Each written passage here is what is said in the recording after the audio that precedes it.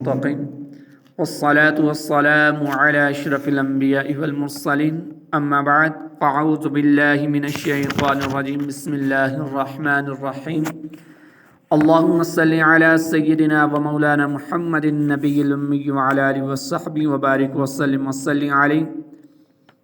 اللہ رب العالمین سورۃ الہود آیت نمبر 17 کے اندر ارشاد فرما رہا ہے افمن کان علی بینۃ من ربہ ویتلوہ شاہد منہ ومن قبلہ کتاب موسیٰ اماما ورحمہ اولئک یؤمنون بہ ومن یکفر بہ من الاحزاب فالنار موعدہ فلا تک فی مریۃ منہ انہ الحق من ربک ولکن اکثر الناس لا یؤمنون.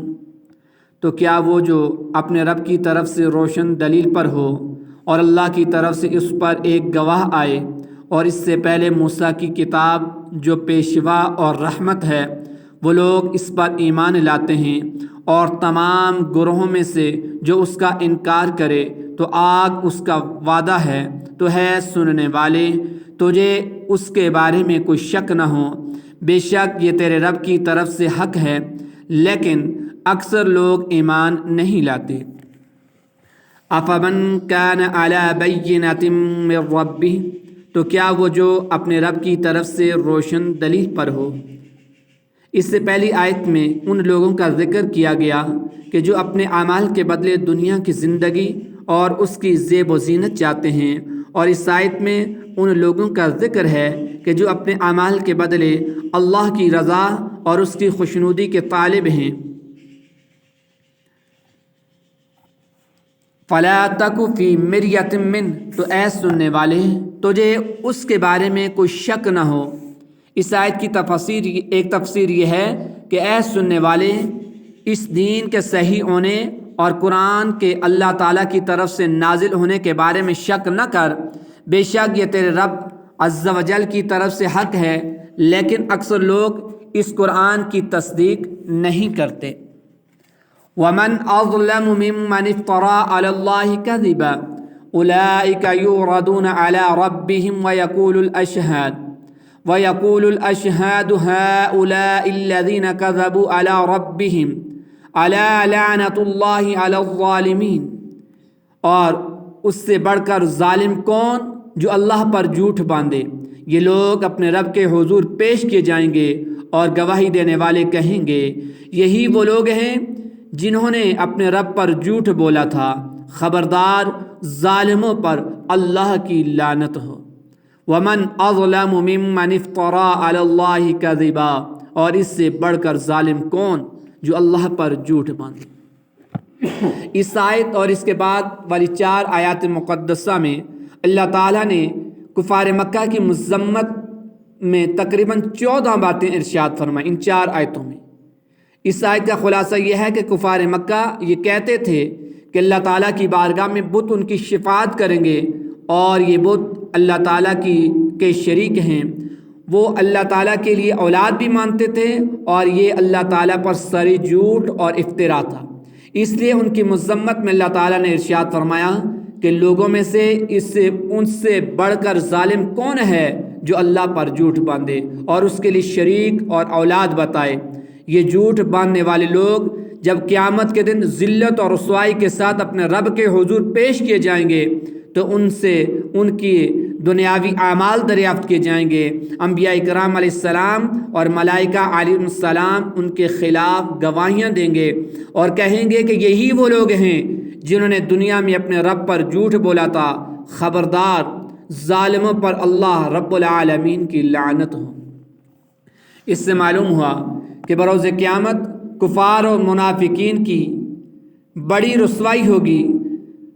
بخاری اور مسلم شریف کی حدیث مبارکہ ہے کہ روز قیامت کفار اور منافقین کو تمام مخلوق کے سامنے کیا جائے گا کہ یہ وہ لوگ ہیں جنہوں نے اپنے رب تعالیٰ پر جھوٹ بولا تھا اور ظالموں پر خدا کی لعنت.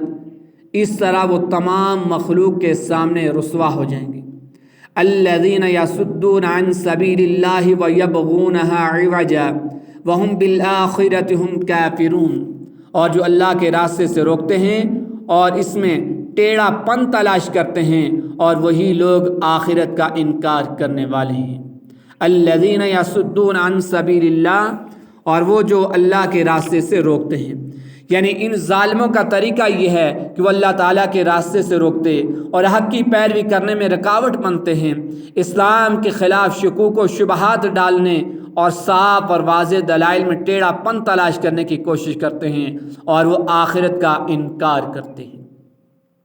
اس آیت میں وہ کفار اور مشرکین بھی شامل ہیں جو ایمان کا سیدھا راستہ چھوڑ کر کفر والا ٹیڑھا راستہ اختیار کرتے ہیں، اور وہ مرتدین بھی شامل ہیں جو قرآن کے معنوی تعریف کر کے صحابہ کرام رضی اللہ تعالی عنہم اور عام مسلمانوں کے خلاف راستہ اختیار کرتے ہیں، اور آیات کے وہ معنی کرتے ہیں جو متواتر کے خلاف ہیں۔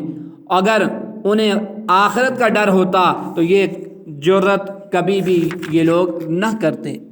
اولئک لم یکونوا معجزین فی الارض وما کان لهم من دون اللہ من اولیاء یضاعف لهم العذاب ما كانوا يستطيعون السمع وما كانوا يبصرون۔ وہ زمین میں عاجز کرنے والے نہیں ہیں، اور اللہ کے سوا ان کی کوئی مددگار بھی نہیں، ان کے لیے عذاب کو کئی گنا بڑھا دیا جائے گا، وہ نہ تو سن سکتے تھے اور نہ دیکھتے تھے۔ اولئک لم یکونوا معجزین فی الارض، وہ زمین میں عاجز کرنے والے نہیں ہیں۔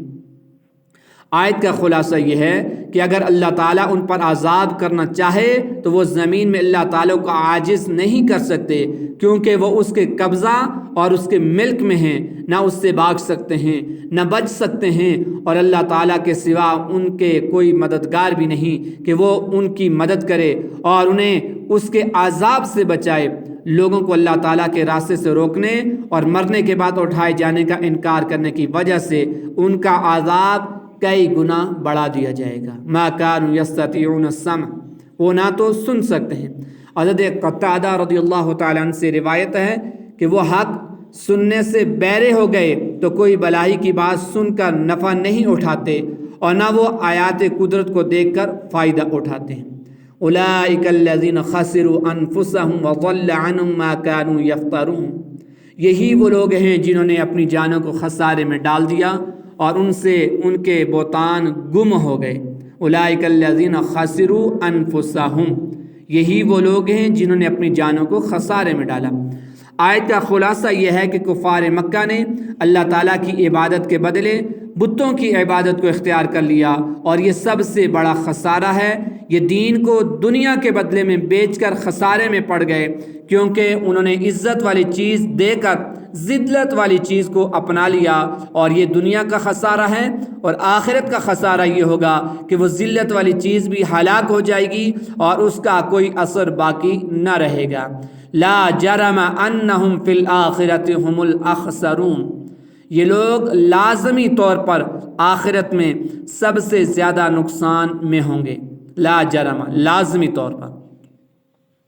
اس آیت کا خلاصہ یہ ہے کہ کفار مکہ لازمی طور پر آخرت میں سب سے زیادہ نقصان میں ہوں گے، کیونکہ عزت اور رفعت عطا کرنے والا دین یعنی اسلام قبول کرنے پر آخرت میں انہیں جنت اور اس کی دائمی نعمتیں حاصل ہوتی، لیکن انہوں نے اسلام قبول کرنے کے بجائے ذلت کی گہرائیوں میں پھینک دینے والی چیز یعنی بتوں کی عبادت پر راضی ہو کر آخرت میں جنتی منازل اور اس کی نعمتوں کو بیچ دیا، اور ان کے عوض آخرت میں جہنم کی منازل اور اس کے دائمی عذاب کو خرید لیا، اس لیے وہ آخرت میں سب سے زیادہ نقصان میں ہوں گے۔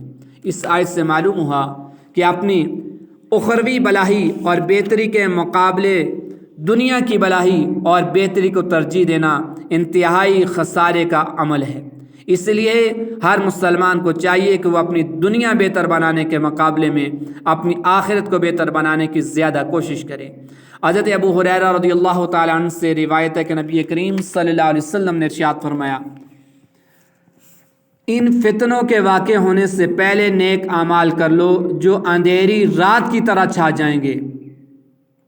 ایک شخص صبح مومن ہوگا اور شام کو کافر، یا شام کو مومن ہوگا اور صبح کافر، اور وہ معمولی سی دنیاوی منفعت کے بدلے میں اپنا دین بیچ ڈالے گا۔ یہ مسلم شریف کی حدیث مبارکہ ہے۔ اور ایک اور حدیث مبارکہ ہے، حضرت ضاحک رضی اللہ تعالیٰ عنہ سے روایت ہے کہ اللہ کے نبی، ایک شخص نے عرض کی یا رسول اللہ صلی اللہ علیہ وسلم، لوگوں میں سب سے بڑا زاہد کون ہے، متقی کون ہے؟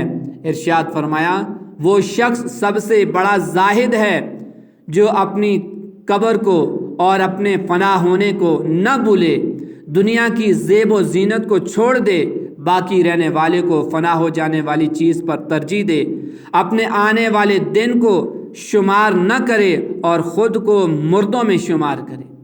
اللہ تعالی ہمیں دنیا میں آخرت کو ترجیح دینے اور آخرت کی بھلائی اور بہتری کے لیے بھرپور کوشش کرنے کی توفیق رفیق اللہ رب العالمین عطا فرمائے۔ وما علیہ الا البلاغ۔